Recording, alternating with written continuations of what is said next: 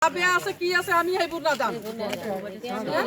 এতিয়া এই 5টা বজাত আমি এতিয়া ৰাতিপুৱা 10টা বজাত আহি পেলাই 5টা বজাত ৰাতিপুৱা গ'লে আমি কি চাই পাম? গোটেই ৰাতি 10টা বজাতে উঠি আহি বহি আছো এতিয়া 4টা মণ্ডল অফিচত বহি ৰাতিপুৱা 4টা বাজি গ'ল, এতিয়া 5টা বাজি গ'ল। আৰু তেখেতে যদি নোৱাৰে গা বেয়া, ল'ৰা ছোৱালী যদি সন্তান বেয়া হৈ আছে, গা বেয়া হৈছে।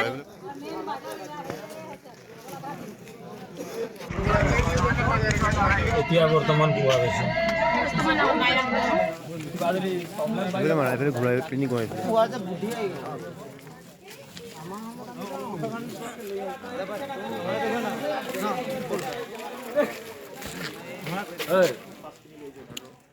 এখন 5 বাজে ওটা ওয়াৰ্ড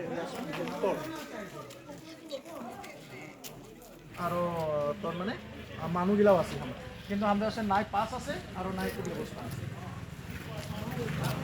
আর গণেশ সেনাপতিয়ে ফোন না উঠায় তার এখন লোকে কোনো রেসপন্স তাতে আমাৰ যিবিলাক ল'ৰা ছোৱালী তাত মেগাজুমৰ অংশগ্ৰহণ লৈছে তেওঁলোকৰ অভিভাৱকো আছে আৰু গোটেই আমি সমূহ ৰাইজে মিলি মানে গাঁৱৰ আমি সমূহ ৰাইজে আৰু বাগান কমিটি হওক গোটেইখিনি আমি মানে তেওঁলোকৰ ঝুমৰখন চাবলৈ ওলাইছিলোঁ। কিন্তু তাতে মানে কিবা গণেশ সেনাপতি বুলি কোৱা এজনক দায়িত্ব দিছিলে চাগে আমাৰ অজন্তা নেওগ ডাঙৰীয়ে। তো সেইজনে আমাৰ পাছ-চাছবিলাক দিয়া নাই মানুহবিলাকে যে, আৰু আমাক সঠিক টাইমো নিদিলে যে ইমান টাইমত আহিব। মানুহে 10 বজাৰ পৰা ৰৈ মানুহে এতিয়া ৰাতিপুৱা হ'লগৈ।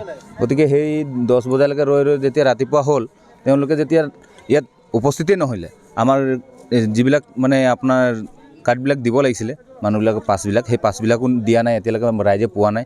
তো এতিয়া গ'লে ধৰক 6-7 ঘণ্টা ৰাস্তা গৈ মানুহে তাত গৈ 1 ঘণ্টাটো ৰেষ্টো ল'ব লাগিব।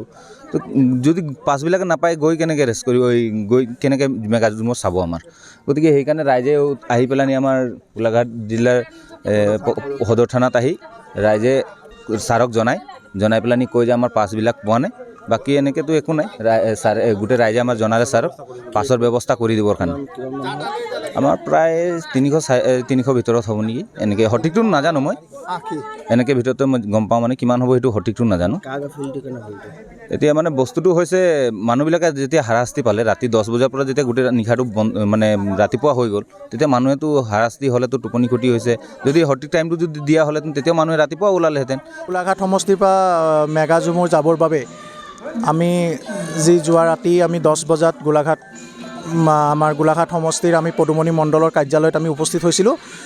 আমাক যি LAC ৱাইজত আমাৰ যি ঝুমৰ বিনন্দনী অনুষ্ঠানৰ বাবে আমাক যি LAC ৱাইজত আমাৰ এজন বিধায়িকা মহোদয় আমাৰ চেয়াৰমেন নিযুক্তি দিছিল, সেই চেয়াৰমেনগৰাকীৰ মানে কিছু মানে অৱহেলাৰ বাবে আজি আমি 12খন বাছৰ আমি 388 জন মানে অভিভাৱকসকল লগতে আমাৰ চাহ বাগিচাৰ মানে লোকসকল আমি যি আমাক ব্যৱস্থা কৰি দিছিল বিধায়িকা মহোদয়ে, সেই ব্যৱস্থাত আমাৰ চেয়াৰমেনগৰাকীয়ে কিছু গাফিলতি কৰিলে আৰু আমাক 10 বজাৰ পৰা আমাক মণ্ডল কাৰ্যালয়ত আমাক ৰখুৱাই এই পুৱাৰ 5 বজালৈকে তেওঁ আমাক একো বাছৰ ব্যৱস্থা কৰি নিদিলে, আমাক অহা যোৱাৰ একো সা সুবিধা ব্যৱস্থা কৰি নিদিলে।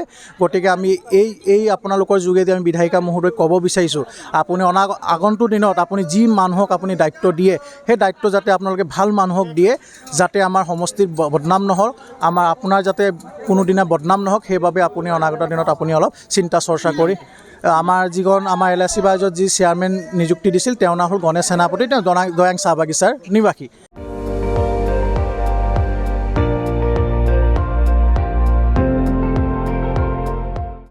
আপুনি চাই আছে ND24, সৰ্বশ্ৰেষ্ঠ নহয় সৰ্বোত্তমৰ দৌৰ।